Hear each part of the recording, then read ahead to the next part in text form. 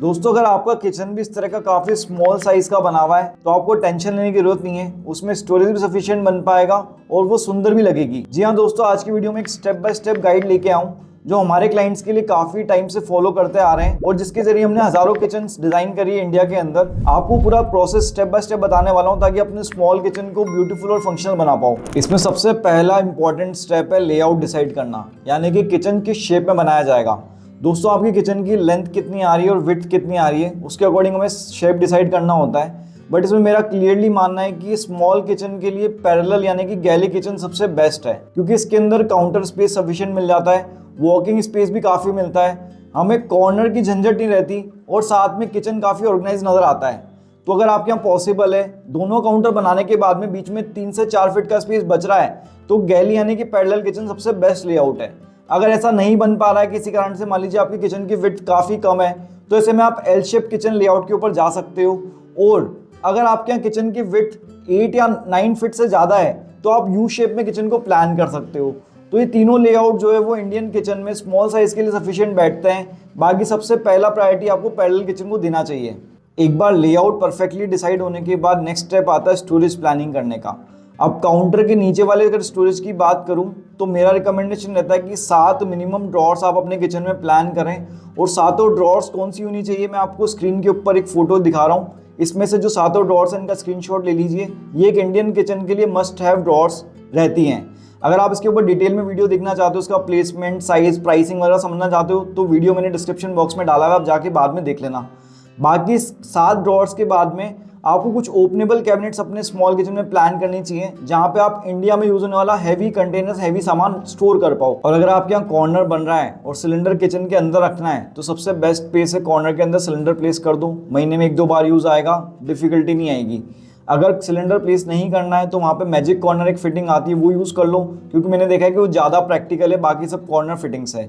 और अगर आपको पैसा खर्च नहीं करना कॉर्नर के ऊपर तो आप कॉर्नर को डेड कर दीजिए। उसकी जगह पे आप जो फ्रंट का स्पेस आपको मिलेगा एक्स्ट्रा, उसको कैबिनेट या ड्रॉर्स बनाने में यूज़ कर लीजिए।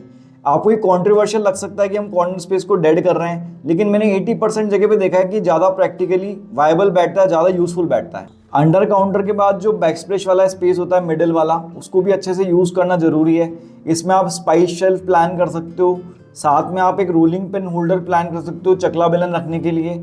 साथ ही आप इस तरह के मिडवे ऑर्गेनाइजर्स आते हैं, इनको काम में ले लीजिए ताकि आपके पॉट एंड पैन या रेगुलरली काम आने वाले स्पून्स वहीं पे, स्पैटुला वगैरह वहीं पे हैंग हो जाए।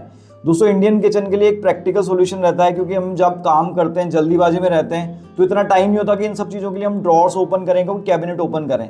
ये हैंडी स्पेस रहेगा। अदरवाइज मैंने देखा गया है प्रैक्टिकली कि हम इन सामानों को काउंटर स्पेस पे रख देते हैं और बाद में हमारा काउंटर स्पेस काफ़ी फिल हो जाता है, हमें काम करने की जगह नहीं मिलती। इसलिए बैक स्प्लैश वाले स्पेस को अच्छे से यूज़ करना जरूरी है ताकि किचन प्रैक्टिकल बन पाए और स्टोरेज मैक्सिमाइज हो पाए। अब इसके बाद आपको जो अपर कैबिनेट्स एंड लॉफ्ट कैबिनेट्स यानी कि पूरा सीलिंग तक अपने यहाँ कैबिनेट्स प्लान करनी चाहिए अगर आपका किचन का साइज स्मॉल है। अब इसमें खास बात ये है कि आपको डेकोरेटिव कैबिनेट्स के ऊपर अपना पैसा वेस्ट नहीं करना, नहीं आपको अपना स्पेस खराब करना है, क्योंकि उसके अंदर हम ज़्यादा स्टोरेज नहीं कर पाते। इसलिए आपको सिंपल या तो ओपनेबल कैबिनेट्स प्लान करने हैं कि लिफ्टअप कैबिनेट्स प्लान करने हैं। जो भी आप कैबिनेट्स प्लान करें उसके अंदर एडजस्टेबल शेल्फ जरूर डालें ताकि आपके कंटेनर्स या जो भी आप स्टोर करना चाह रहे हैं उसकी हाइट के हिसाब से आप वर्टिकल स्पेस को मैक्सिमम काम में ले पाओ। अब यहाँ पे एक चीज़ और आप कर सकते हो कि अपने 2 स्टेप लेडर का प्रोविजन जरूर रखें अंडर कैबिनेटरी, आप अंडर काउंटर एक कैबिनेट प्लान करके, ताकि हुआ क्या कि आपका जो लॉफ्ट स्टोरेज है उसको आप ऐसे सामान स्टोर करने के लिए काम में ले सकते हो जिसको आपको कभी कभी काम में लेना है। जैसे कि हमारे यहाँ पे इंडियन किचन में काफ़ी सारे स्मॉल अप्लायंसेस रहते हैं जो हमें महीने में 1-2 बार ही काम आते हैं। कई बार हमारे पास टिफिन्स, बॉटल्स या एक्स्ट्रा यूटेंसिल्स रहते हैं या एक्स्ट्रा कटलरी सेट्स रहते हैं जिसको हमें महीने में 1-2 बार निकालना पड़ता है। तो अगर आप वहाँ पे 2 स्टेप लेडर का प्रोविजन दे दोगे तो आपको एक्सेसिबल स्टोरेज हो जाएगा लॉफ्ट वाला, और उसको आप महीने में 2-3 बार काम में लेने में हिचकिचाओगे नहीं, वरना आपको बाद में काफ़ी प्रॉब्लम आती है। तो ये छोटा सा प्लानिंग करके अपना एक्सेसिबल स्टोरेज बढ़ा सकते हो। नेक्स्ट स्टेप में हमें कलर एंड फिनिश डिसाइड करना होता है। ये एक इंपॉर्टेंट डिसीजन है क्योंकि इसके कारण ही आपका किचन बड़ा दिखेगा या छोटा दिखेगा वो मैटर करता है। तो यहाँ पर रिकमेंडेशन सिंपल है, आपको लाइटर शेड्स के कलर काम में लेने, अक्रॉस कैबिनेट्स ले लो या वॉल कलर्स ले लो, बाकी जो भी कलर लेने थोड़े आपको लाइटर शेड्स में लेने, तो आपका किचन थोड़ा बड़ा नज़र आएगा। साथ ही दूसरा टिप इसके अंदर ये कि अक्रॉस जो आपके किचन के अंदर मटेरियल के जो कलर वेरिएशंस हैं वो आपको कम से कम काम में लेने। जितने ज़्यादा कलर्स किचन के अंदर होंगे उतना ही विजुअल क्लटर लगेगा, उतना ही किचन हमारा छोटा नज़र आता है। तो सिंपल सी बात, जैसे मैं आपको स्क्रीन के ऊपर दिखा रहा हूँ, आपको कैबिनेट्स में एक कलर ले लो, वॉल सीलिंग पे एक कलर ले लो, और जो बाकी जितना भी मेटेलिक पार्ट है, अप्लाइंसेज है, सिंक फॉसेट, सब पे एक कलर ले लो। तो ऐसे करके 2 या 3 कलर के अंदर ही आपको किचन के अंदर सारा मटेरियल चूज करना है, ताकि आपका किचन दिखने में थोड़ा बड़ा लगे और विजुअली क्लटर फ्री नजर आए। अब किचन का साइज स्मॉल है तो अप्लाइंसेस को भी जुडिशली प्लान करना जरूरी होता है। इसके लिए अगर हम चिमनी की बात करें तो 75 सेंटीमीटर की चिमनी रिकमेंडेड है। 90 सेंटीमीटर बहुत बड़ी हो जाती है और 60 सेंटीमीटर में पूरे बर्नर कुकटॉप जो है वो पूरा कवरेज नहीं हो पाता, इसलिए 75 सेंटीमीटर बेस्ट बैठती है। अगर हम कुकटॉप की बात करें तो 3 बर्नर का कुकटॉप ज़्यादा बढ़िया रहता है instead of using 4 burner cooktop, क्योंकि 4 बर्नर के अंदर विड्थ काफ़ी आती है तो काउंटर स्पेस कम बचता है। इसके बाद अगर हम सिंक की बात करें तो सिंक आपको 24-18 या 24-20 का रिकमेंडेड रहता है। अगर आप डबल बाउल सिंक लेने जाओगे तो काउंटर स्पेस आपको कम बचेगा और वो सही नहीं है स्मॉल साइज किचन के लिए। नेक्स्ट है फ्रिज। अगर फ्रिज आपके यहाँ हमारे घर की तरह ही बहुत कम काम आता है, फ्रीक्वेंसी ऑफ यूज काफ़ी कम है, तो आप किचन के बाहर भी कोई स्पेस प्लान कर सकते हो रेफ्रिजरेटर को प्लेस करने के लिए। लेकिन अगर फ्रीक्वेंट यूज है तो मैं रिकमेंड करूंगा आप कॉम्पैक्ट साइज का रेफ्रिजरेटर अपने किचन के लिए लेके आओ और उसके ऊपर भी स्टोरेज कैबिनेट बनवा लो ताकि उसका पूरा यूटिलाइजेशन हो पाए। लेकिन यहाँ पे वेंटिलेशन का ध्यान रखना, क्योंकि हीटिंग अप्लायंस है तो ऐसे में ऐसा नहीं हो कि फ्रिज आपका जल्दी खराब हो जाए। इसके बाद नेक्स्ट सेम टिप अप्लाई होती है आपकी माइक्रोवेव के लिए भी। माइक्रोवेव भी आपको कॉम्पैक्ट साइज का प्लान करना है और अगर किचन में प्लान कर रहे हो कैबिनेट में तो वेंटिलेशन का ध्यान रखना है। और अगर आपकी डेली कुकिंग हैबिट्स के अंदर स्मॉल अप्लायंसेस का प्रोपोर्शन काफ़ी ज़्यादा है, मतलब आप mixer grinder, juicer, coffee maker काफ़ी ज़्यादा काम में लेते हो, तो ऐसा एक कॉम्पैक्ट सा अप्लायंस गैराज अपने किचन में प्लान करें 18 इंची वाइड और लगभग 4 फीट हाइट का, जिसमें सारे अप्लायंसेस इजीली मैनेज हो पाएँ, ऑर्गेनाइज हो पाएँ। तो आपके किचन के अंदर फंक्शनलिटी इंप्रूव होगी, साथ ही स्मॉल किचन के अंदर काउंटर स्पेस खाली रहेगा। अब आते हैं सीलिंग एंड लाइटिंग के ऊपर, क्योंकि स्मॉल किचन के अंदर लाइटिंग भी बहुत इंपॉर्टेंट है किचन को विजुअली बड़ा दिखाने के लिए, अच्छा दिखाने के लिए।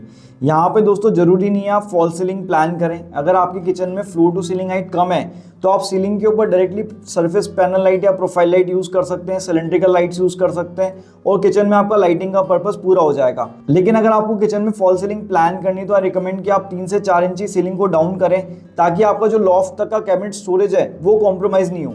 और इसके अंदर आप अगेन लाइटिंग को सफिशिएंटली प्लान कर सकते हैं। अगर आप डिटेल में समझना चाहते हैं कि लाइटिंग में क्या मिस्टेक्स होती है, लाइटिंग को कैसे कैलकुलेट करना है, कितनी लाइट्स लगानी है, तो हमारा पहले एक डिटेल वीडियो बनाया हुआ है, उसको आप जाके देख सकते हैं। नेक्स्ट इसके बाद आपको अंडर कैबिनेटरी टास्क लाइटिंग जरूर अपने किचन में लगवानी है। इससे भी आपका किचन काफी ब्यूटीफुल लगता है और साथ ही आपको टास्क करने के लिए फंक्शनलिटी प्रोवाइड करता है। नेक्स्ट आप कुछ डेकोरेटिव लाइटिंग भी अपने किचन में ऐड करवा सकते हो, अगर स्पेस और जगह अलाउ कर रही है तो इससे भी आपका किचन काफी विजुअली अपीलिंग लगता है और सुंदर दिखता है।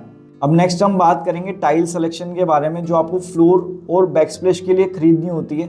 इसमें आपको सिंपल रूल फॉलो करना है, आपको प्लेन टाइल्स काम में लेनी है या फिर वर्टिकल ग्रेन्स वाली काम में लेनी है बैकस्प्लैश वाले एरिया में, हॉरिजॉन्टल वाली नहीं लेनी है, उससे किचन आपका छोटा नजर आएगा। साथ ही आपको जितनी हो सके उतनी प्लेन टाइल्स लेनी है और उसके अंदर साइज आपको अच्छी रखनी है, जैसे कि मान लीजिए 4x2 आप रख सकते हो, जिसके कारण क्या होगा कि आपके जॉइंट्स कम नजर आएंगे और किचन आपका बड़ा होने वाला फील देगा।